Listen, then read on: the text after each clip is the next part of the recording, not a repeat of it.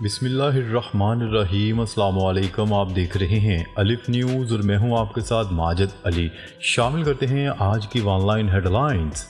ترکی نے بحیرہ روم میں بڑے پیمانے پر فوجی مشقیں شروع کر دیں۔ بحیرہ روم میں طیارہ بردار 2 بڑے امریکی بحری بیڑے موجود ہیں۔ ترکی نے امریکی بحری بیڑوں کی موجودگی کو سیکیورٹی رسک قرار دے دیا۔ ترکی ان مشقوں میں اپنی پوری فوجی طاقت کا مظاہرہ کرے گا۔ ترکی کی جانب سے بحیرہ روم میں موجود قوتوں، امریکہ اور اتحادیوں کو فوجی مشقوں کے دوران محتاط رہنے کی بھی ہدایات جاری کر دیں۔ امریکہ نے ایک اور بحری جہاز اسرائیل روانہ کر دیا۔ امریکہ نے USS آئزن ہوور ایئر کرافٹ کیریئر بحری جہاز کو بھی مشرقی بحیرہ روم میں بھیج دیا۔ امریکہ کے مرکزی کمانڈ آفس سینٹ کام نے جاری کردہ بیان میں کہا ہے کہ وزیر دفاع لائیڈ آسٹن نے USS آئزن ہوور کو رواں ہفتے کے آغاز میں علاقے میں بھیجے گئے USS Gerald Ford air carrier craft کے ساتھ شامل ہونے کے احکامات جاری کیے ہیں۔ ترک صدر رجب طیب ایردوان کا ایران کے صدر سے ٹیلی فونک رابطہ۔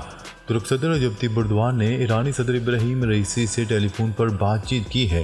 ٹیلی فونک رابطے کے دوران ترک صدر رجب طیب ایردوان کے سوشل میڈیا اکاؤنٹ پر شیئر کی گئی پوسٹ میں کہا گیا ہے کہ دونوں رہنماؤں نے اسرائیل اور فلسطین کے درمیان تنازعہ خطے میں بڑھتی ہوئی کشیدگی اور اس کے حل کے لیے اٹھائے جانے والے اقدامات پر تبادلہ خیال کیا۔ ٹیلی فونک رابطے کے دوران ترک صدر رجب طیب ایردوان کا کہنا تھا کہ تنازعات کا جلد از جلد خاتمہ علاقائی اور عالمی امن کے لیے ضروری ہے۔ ترکیہ غزہ تک انسانی امداد پہنچانے کے لیے بھرپور کوششیں کر رہا ہے۔ انہوں نے کہا ہے کہ ایسے اقدامات سے گریز کیا جانا چاہیے جن سے کشیدگی بڑھے۔ غزہ کی صورتحال، ایرانی وزیر خارجہ نے اسرائیل کو الٹیمیٹم دے دیا۔ ایرانی وزیر خارجہ حسین امیر نے خبردار کرتے ہوئے کہا ہے کہ فلسطین میں صورتحال بگڑی تو ایران خاموش تماشائی نہیں بنا رہے گا۔ ایرانی وزیر خارجہ نے اپنے ایک بیان میں کہا ہے کہ اسرائیل امریکی سہارے پر کھڑا ہے۔ ایک ہفتے کی جنگ نے بتا دیا ہے کہ اسرائیل یہ جنگ نہیں جیت سکتا۔ ہم نے جنگ میں حصہ لیا تو اسرائیل کے ایوان لرز اٹھیں گے۔ ایرانی وزیر خارجہ کا مزید کہنا تھا کہ ابھی کئی صہیونی بستیاں القسام کی گرفت میں ہیں۔ اسرائیل نے اپنا راستہ نہ بدلا تو مزاحمتی تحریکیں خطے کا نقشہ بدل دیں گی۔ حماس سے تعلق کا سلسلہ جاری رہے گا، ملائیشیا کا مغرب کو 2 ٹوک جواب۔ ملائیشین وزیر اعظم نے کہا ہے کہ جنوبی اسرائیل کے اس حملے کے بعد ملائیشیا حماس کی مذمت کے لیے مغربی دباؤ سے اتفاق نہیں کرتا۔ ملائیشین وزیر اعظم نے پیر کو جاری اپنے ایک بیان میں کہا ہے کہ ملائیشیا فلسطینی عسکریت پسند گروپ حماس کی مذمت کے لیے مغربی دباؤ سے اتفاق نہیں کرتا، حماس سے پہلے سے تعلق رکھتے ہیں اور یہ سلسلہ جاری رہے گا۔ رپورٹ کے مطابق وزیر اعظم نے کہا کہ مغربی اور یورپی ممالک نے ملائیشیا سے بارہا ملاقاتوں میں حماس کی مذمت کرنے کو کہا، تاہم انہوں نے مذمت کرنے سے انکار کر دیا۔ اسرائیل کی غزہ میں انسانی ہمدردیوں کی بنیاد پر جنگ بندی کی تردید۔ اسرائیل نے غزہ میں انسانی ہمدردی کی بنیاد پر جنگ بندی کی تردید کر دی۔ عرب میڈیا کی رپورٹ کے مطابق اسرائیلی وزیر اعظم کے آفس نے کہا ہے کہ غیر ملکیوں کے انخلا کے بدلے غزہ میں فی الحال کوئی انسانی امداد اور جنگ بندی نہیں کی۔ اس سے قبل مصر کی سیکیورٹی ذرائع نے جنوبی غزہ میں صبح 6 بجے سے سیز فائر کے لیے امریکہ، اسرائیل اور مصر کے درمیان اتفاق ہونے کا دعویٰ کیا تھا۔ دوسری جانب حماس کا کہنا تھا کہ انسانی ہمدردی کے لیے جنگ بندی سے متعلق کوئی اطلاعات نہیں۔ چین کے وزیر خارجہ وانگ ای نے روسی ہم منصب سرگئی لاروف سے ملاقات کی۔ غیر ملکی میڈیا کی رپورٹ کے مطابق روسی صدر ولادیمیر پوٹن کے دورہ بیجنگ سے قبل دونوں کی ملاقات چین کے دارالحکومت بیجنگ میں ہوئی۔ روسی وزیر خارجہ سرگئی لاروف سمیت روس کا اعلیٰ سطح وفد چین میں موجود ہے، جبکہ روسی صدر ولادیمیر پوٹن کا دورہ چین بھی متوقع ہے۔ واضح رہے کہ چین اپنی عالمی رسائی کو بڑھانے والے اہم منصوبے بیلٹ اینڈ روڈ انیشیٹو کے 1 دہائی مکمل ہونے پر منگل سے بدھ 130 ممالک کے نمائندوں کی میزبانی کر رہا ہے۔ امریکی وزیر خارجہ اینتھنی بلنکن دوبارہ اسرائیل کے دورے پر تل ابیب پہنچ گئے۔ غیر ملکی خبرساز ایجنسی کی رپورٹ کے مطابق اینتھنی بلنکن کے مقبوضہ بیت المقدس میں وزیر اعظم نیتن یاہو سے دوبارہ ملاقات متوقع ہے۔ اسرائیل حماس تنازع پر بات چیت کے لیے اینتھنی بلنکن نے 6 عرب ملکوں کا دورہ کیا۔ دوسری جانب اسرائیلی فوج نے دعویٰ کیا ہے کہ حماس نے اسرائیل کے 199 افراد کو یرغمال بنا رکھا ہے۔ یاد رہے کہ فلسطین اور اسرائیل کی کشیدگی پر پاکستان پیڈیا ٹرک ایسوسی ایشن کا کہنا ہے کہ غزہ میں 10 لاکھ سے زائد افراد کے بھوک سے مرنے کا خطرہ ہے۔ غزہ پر اسرائیل کی وحشیانہ بمباری جاری، 1000 افراد کے ملبے تلے دبے ہونے کا خدشہ۔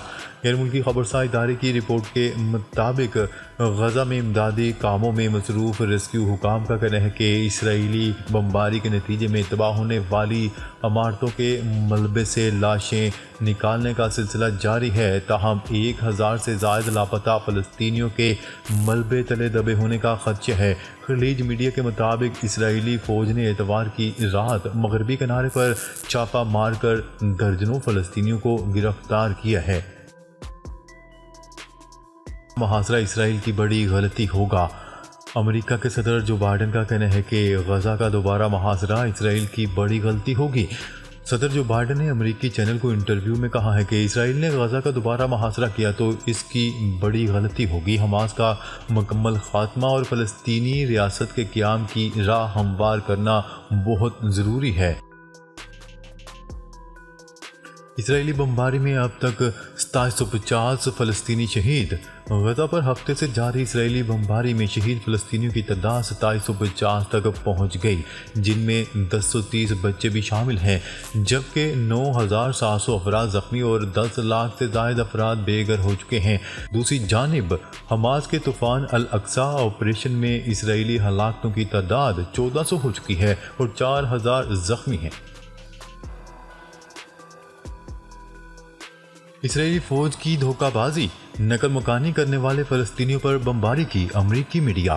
اسرائیلی فوج دھوکے بازی پر اتر آئی، شمالی غزہ سے نقل مکانی کرنے والوں کو محفوظ راستہ دکھایا، مہلت کے دوران نہتے فلسطینیوں پر دوبارہ حملہ کر دیا، خواتین اور بچوں سمیت 250 فلسطینی راستے میں ہی شہید ہو گئے۔ امریکی نشریاتی ادارے نے اسرائیل کے محفوظ راستے کے جھوٹ کا پول کھول دیا۔ اسرائیلی فورسز نے ایمبولینس کے عملے کو بھی نشانہ بنایا۔ بمباری کے بعد دل دہلا دینے والے مناظر کیمرے میں محفوظ ہو گئے۔ نگراں وزیر اعظم 4 روزہ سرکاری دورے پر چین روانہ۔ نگراں وزیر اعظم انوار الحق کاکڑ چینی صدر شی جن پنگ کی دعوت پر چین کے دورے کے لیے روانہ ہو گئے۔ تفصیلات کے مطابق نگراں وزیر اعظم انوار الحق کاکڑ تیسرے بیلٹ اینڈ روڈ فورم برائے عالمی تعاون میں شرکت کے لیے چین کا 4 روزہ دورہ کریں گے، جو 20 اکتوبر تک جاری رہے گا۔ دورے کی دعوت چینی صدر شی جن پنگ نے تھی۔ تیسرے بیلٹ اینڈ روڈ فورم برائے عالمی تعاون میں شرکت کے دوران نگراں وزیر اعظم 18 اکتوبر کو فورم سے خطاب بھی کریں گے۔ کرکٹ کو باقاعدہ طور پر اولمپکس میں شامل کر لیا گیا۔ کرکٹ کو بھی دیگر گیمز کی طرح باقاعدہ طور پر اولمپکس میں شامل کرنے کی منظوری دے دی گئی۔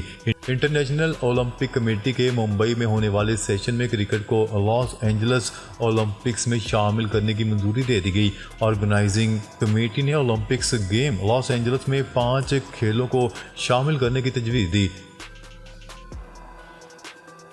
نواز شریف کو جیل جانے سے بچانے کے لیے نون لیگ نے حکمت عملی تیار کر لی۔ پاکستان مسلم لیگ نون کے قائد اور سابق وزیر اعظم نواز شریف کو جیل میں جانے سے بچانے کے لیے نون لیگ کی قانونی ٹیم نے حکمت عملی تیار کر لی۔ ذرائع کے مطابق نواز شریف کے وکلاء العزیزیہ اور ہیون فیلڈ ریفرنس میں اسلام آباد ہائی کورٹ میں درخواست دائر کریں گے۔ وکلاء کی جانب سے 48 گھنٹے میں درخواستیں دائر کیے جانے کا امکان ہے۔ معروف بھارتی اداکار ڈپی گریوال سمیت دیگر نامور بھارتی فنکار کرتارپور پہنچ گئے۔ میڈیا رپورٹ کے مطابق پاکستانی اداکار افتخار ٹھاکر، ناصر چنوٹی اور فلم ڈائریکٹر سید نور اور شیخ عابد نے کرتارپور میں بھارتی فنکاروں کا استقبال کیا۔ اس موقع پر پاکستان اور بھارت سے آئے ہوئے یاتریوں کی کثیر تعداد بھی موجود تھی۔ شرکا نے پاکستان اور بھارتی فنکاروں کے ساتھ تصاویر بنائیں اور سیلفیاں بھی لیں۔ گراوٹ کا سلسلہ جاری، انٹر بینک میں ڈالر مزید سستا ہو گیا۔ پہلے کاروباری روز کے اختتام پر انٹر بینک میں ڈالر کی قیمت میں مزید کمی ریکارڈ کی گئی۔ اسٹیٹ بینک آف پاکستان کی جانب سے جاری اعداد و شمار کے مطابق پیر کے روز کاروبار کے اختتام پر ڈالر کی قیمت میں 79 پیسے کی کمی ہوئی، جس کے بعد ڈالر 277 روپے 62 پیسے سے کم ہو کر 276 روپے 83 پیسے کی سطح پر بند ہوا۔ ناظرین، اب تک کے لیے اتنا ہی۔ مزید خبریں لے کر وہ جلد آپ کی خدمت میں حاضر ہوں گے۔ تب تک کے لیے اپنا خیال رکھیے گا۔ اللہ نگہبان۔